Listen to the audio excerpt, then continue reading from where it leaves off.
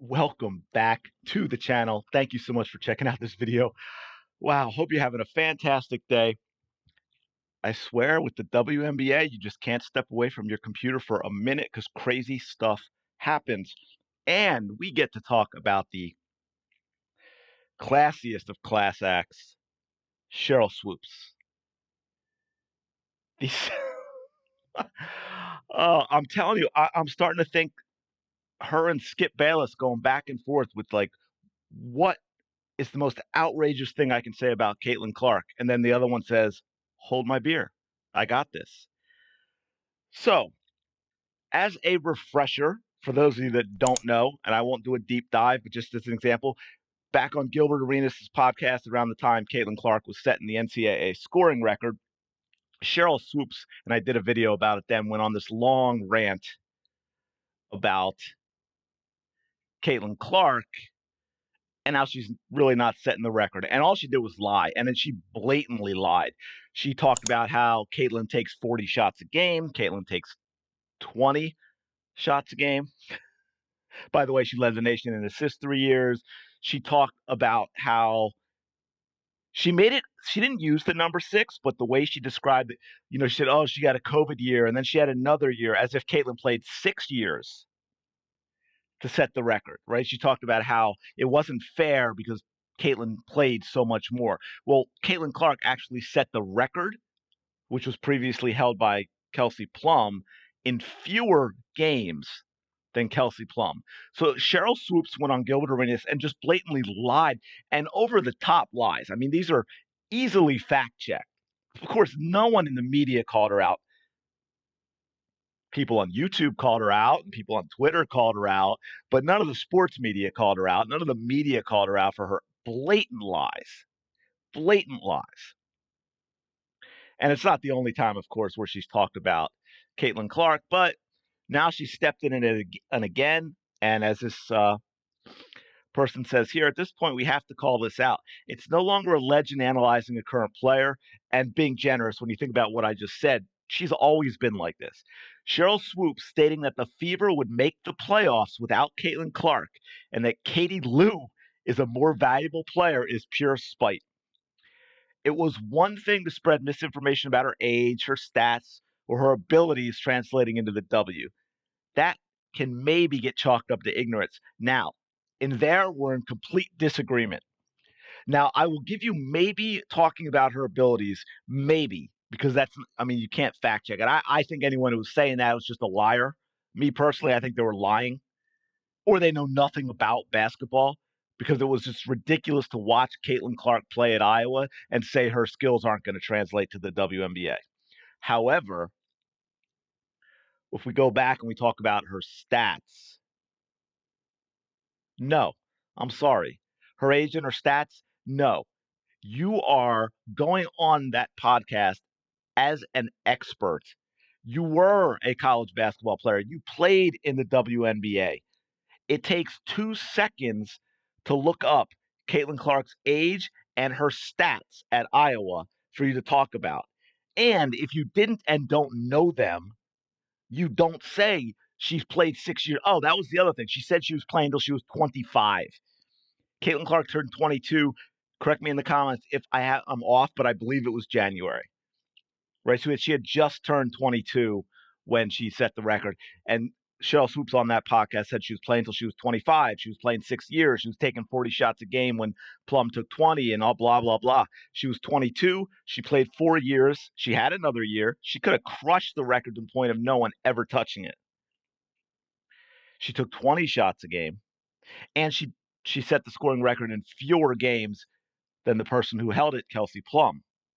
But as I said, this is different. This is hating. This is envy. This is not women supporting women. This interview here is day one or ground zero. Yeah, and there's just more of that. I mean, it goes down, right? Said in her podcast, Katie Lou is more valuable than Caitlin Clark for Fever. Indiana Fever will make playoffs this season without Caitlin Clark because all she does is pass the ball.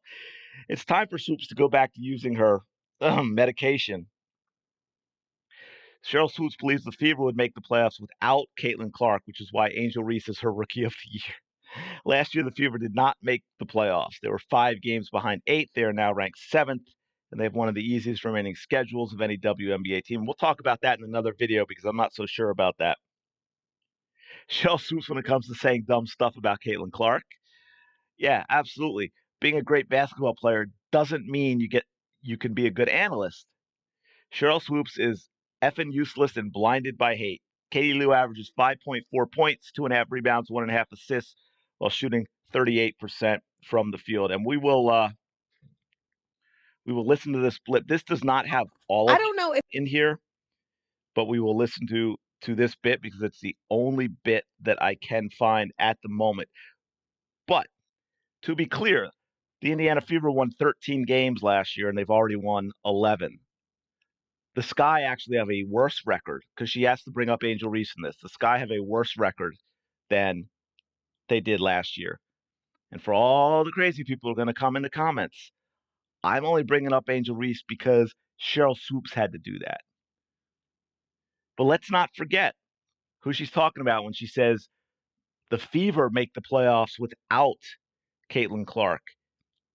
Can I just rattle some things off for you again? First ever 20-point, 10 assist month in league history. Youngest player with a 25-5 month, third month in a row with 15-5-5, which is the third most months ever. Most assists per game in a month in WNBA history with 12.5. Set the WNBA single game assist record with 19. Leads the WNBA in points scored or assisted at 35.2 per game.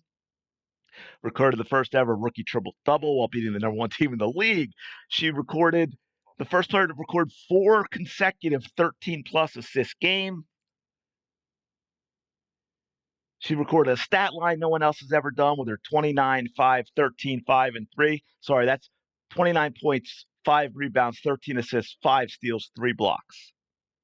She's the first rookie with 5 points and assists, double-doubles in WNBA history. She's the fastest player to 400 points and 200 assists, doing it in just 26 games. The previous record held by Sue Bird, 33 games. And we could go on and on. Oh, by the way, I haven't put this one out there. WNBA single game rookie record for assists. Caitlin Clark is number 1 with 19. Obviously, that's also the WNBA record. And then 2 is Tisha, I believe it's pronounced Pinachero, which, correct me if I'm wrong, with 16. Then Noelle Quinn with 14. And then 4 is tied. 4 people are tied at number 4. Caitlin Clark with 13, Caitlin Clark with 13, Caitlin Clark with 13, and Caitlin Clark with 13. And by the way, do you remember how everyone talked about how she was struggling early on? Right? And they started 2-9 because of that disastrous schedule where we played 11 games in 20 days, 8 of them against the Liberty, the Sun, and the Aces. She was still the fastest player in league history to record 200 plus points, 75 rebounds, and 75 assists, and did it in 15 games. She's the first rookie ever to get 400 points, 150 assists, and 100 rebounds, and she has 14 games left. I mean, come on, people. So let's listen to this little bit here with Sheryl. I think this is kind of low, so I'm going to turn this up for you a bit, and here we go. I don't know if Chicago's in the playoffs right now without Angel. Right? Yeah. Is Indiana, excuse me, is Indiana in the playoffs right now without Caitlin? I don't know. Last year, no. Well, but they were close, right? But when you look at the overall team, like the people. By the way, just to point out, when she says, but they were close, right? My guess is she's talking about last year. No. They weren't close.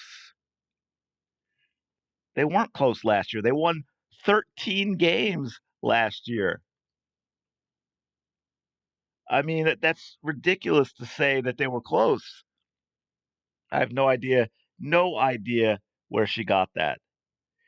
The Fever won 13 games last year, and the Sky won 18, and they made the playoffs. That was the 8th spot. Pieces that they have, without question, Indiana has better players than Chicago from top to bottom. I don't know if Chicago's Um, I wish I had some of the other bits in the audio for you, but I mean that where to begin?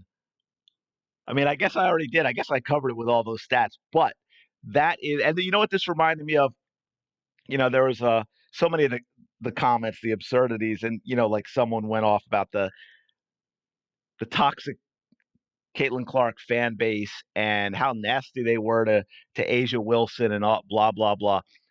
The Caitlin Clark fan base has never said anything about anyone until all this insanity started when Caitlin Clark went to the WNBA and they got fed up hearing all of this nonsense all the time and all the lies and the hatred and the jealousy directed at Caitlin Clark. And they said, no, no, no, we got to push back. It's like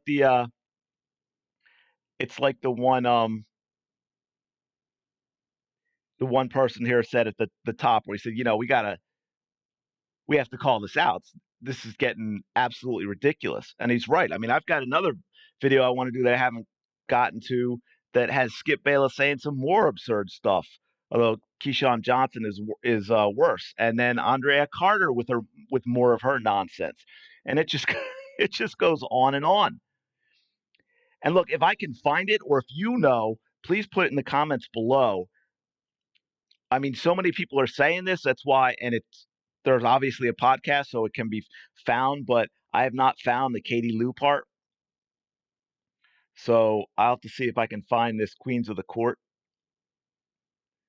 But oh, and by the way, I will give a shout out to Jordan, who very definitively said the Fever would not be in the playoffs without Caitlin Clark. I mean, she said it so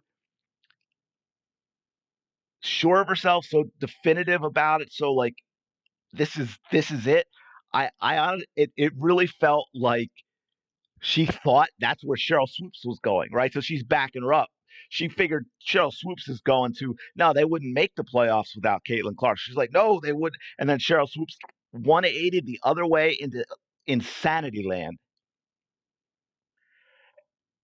And I have to say it's insanity. I mean, I don't know. Well, I do know what else this could be, but it really bothers me that could be the case. So I just, uh, I'm going to keep telling myself it's just jealousy and she's just mentally not there, mentally unstable. She's got some type of illness that needs to get checked out, I think. But yeah, wow. So now look, have some fun with it in the comments for sure, but be respectful because you know what happens to people if you get into certain language, then all the people who actually defend people like Sheryl Swoopes saying stuff like this, they turn around and play victim. And it's predictable and it's annoying, but I know this audience is an intelligent audience, and you can savage Sheryl Swoopes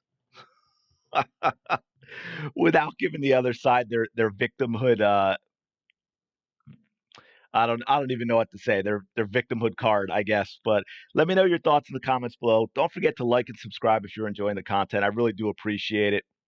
I think we're over 5,900 now, so we're creeping to 6,000 even, folks. Thank you very, very much. I will talk to you later.